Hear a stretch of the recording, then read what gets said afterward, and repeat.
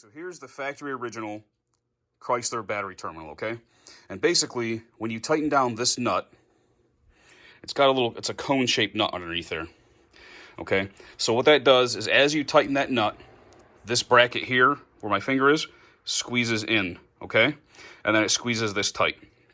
What appears to happen, in my opinion, is that this oblong hole in this bracket just gets bigger and bigger, just gets stretched out and worn out over time. I don't know if it's vibration, temperature, whatever it is.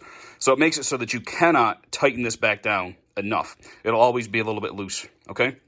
So this is just a standard, battery terminal made out of lead. You can get at AutoZone, Advanced Auto Parts, online, Amazon, whatever.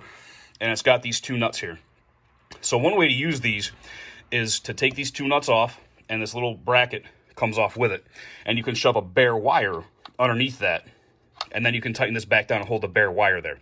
What I'm using in this scenario, looking at the factory terminal, okay? So how this used to be is you got two wires here, one on top and one on bottom. This one on top just has basically a square ring terminal. You can kind of see the top there, right? And then the lower one also has a hole for a bolt to go through, but then it also has this nut here. Okay, so the way it was set up is this lower wire with a hole in it right here used to attach to this stud, and then it extended this way. It gave us the second stud, which is where this top wire would go. So you have these two wires next to each other.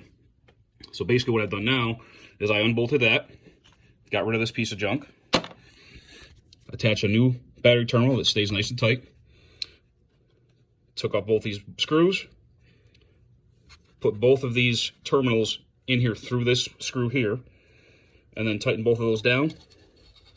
Now it's good to go. Now on the negative side, same kind of problem. So basically I had to cut apart the negative terminal because this was actually captured inside the negative terminal. However, you can cut it apart, trim off these edges a little bit with some tin snips that I had. And now both of these holes will line up perfectly with the bolt holes on a new basic terminal. So that's how that's going to go. It's going to slide this over here and start screwing those screws down. Okay, you can see here this cut mark.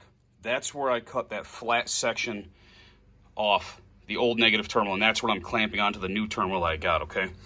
So these two studs, these bolts here, actually go through the bottom of this, and there were tabs on the side here that were actually bent over to hold those in place, okay? So basically, I bent these tabs here on the back to let these studs come out, okay? And then what I had was that other flat piece of metal that I showed you was still attached here. So you can actually take and bend this open to work on it, okay? Because it's so soft, just bend it by hand, okay? And so then what you had was that other flat metal section that actually connects directly to the negative cable, that I showed you. That was here. So then once you cut that off here, what you have is you've got something that looks kind of like this with the two holes in it. But here where my thumb is where the negative cable is attached. So then you can use these holes like I showed you and put them through a bolt on a new terminal, which is what I was able to do finally. So now with minor modifications to the factory battery terminals and cables, now you've got a solid positive, solid negative connection so that your battery system will be more reliable now.